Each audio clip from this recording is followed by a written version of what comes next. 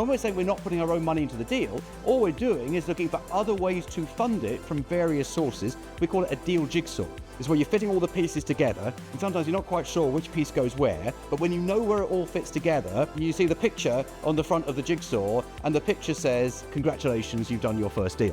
So let's just go through some myths, just to make sure we're on the same page, because this is all about keeping you focused and keeping you in line with each other here. So number one, you need money to buy a business. Now, I would imagine that all of you have heard me say this, that you don't need cash to buy a business, but probably some of you don't believe it. Let's be honest. It's almost like too good to be true. Did you just raise your hand when I said some of you don't believe it? And you said you don't believe it? Yeah. You just walked in this moment, right? Yeah, okay. All right. That's a great start then, isn't it?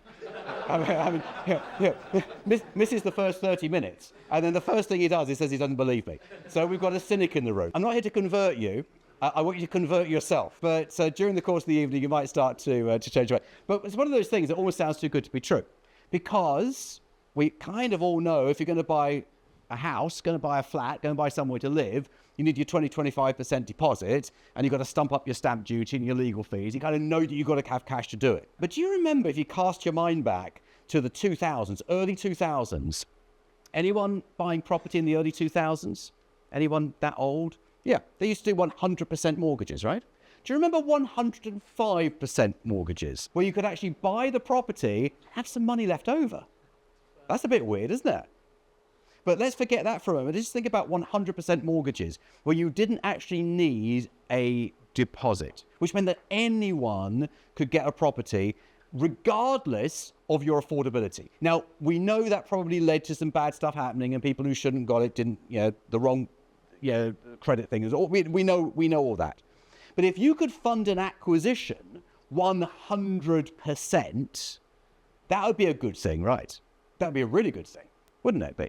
That would be a fantastic thing. And that's all we're doing. When we're saying we're not putting our own money into the deal, all we're doing is looking for other ways to fund it from various sources. We call it a deal jigsaw. It's where you're fitting all the pieces together, and sometimes you're not quite sure which piece goes where, but when you know where it all fits together, you see the picture on the front of the jigsaw, and the picture says, congratulations, you've done your first deal.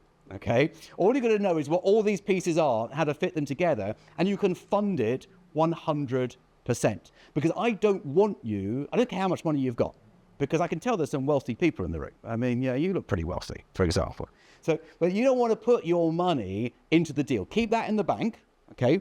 Keep that safely in the bank. Keep that for a rainy day. And instead, use knowledge to put together the 100% funding rather than your own money to put together the 100% funding.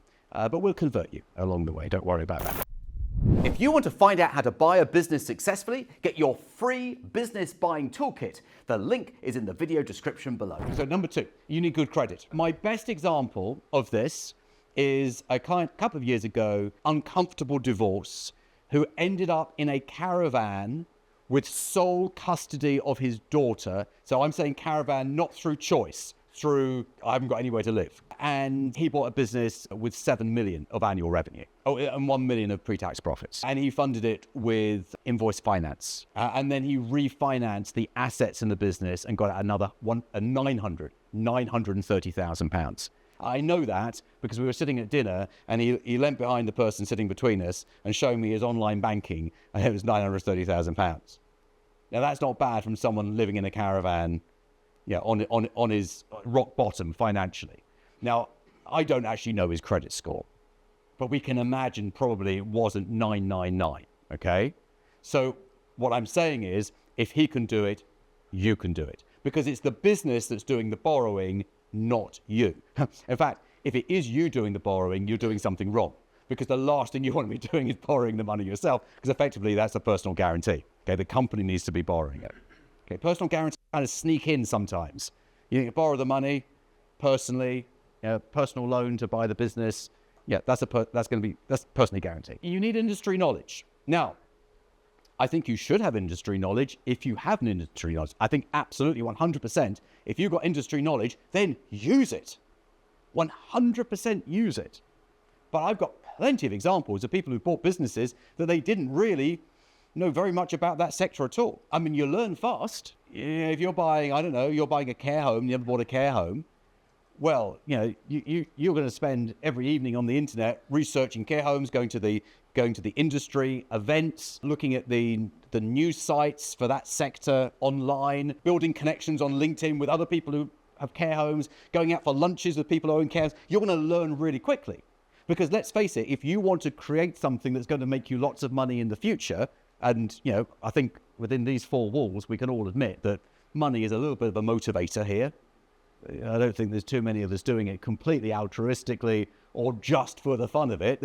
We want to make good money, then quite frankly, put in good effort. Don't think you're going to wake up and the business is going to land in your lap and you never have to look at it ever again. But it's worth the effort. You don't necessarily have to have a business background. What I would say, though, is you have a business head on your shoulders, okay?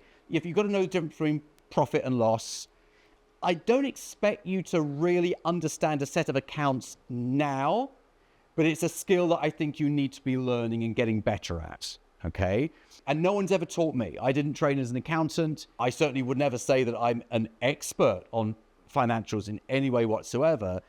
But you pick it up over years and years and years. You start to know where to look on the balance sheet. You start to see where the red flags are. And that's the level that you need to get to as quickly as possible.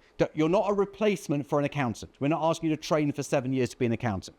You're not a replacement for a lawyer, but you should know the basic legals of business acquisition.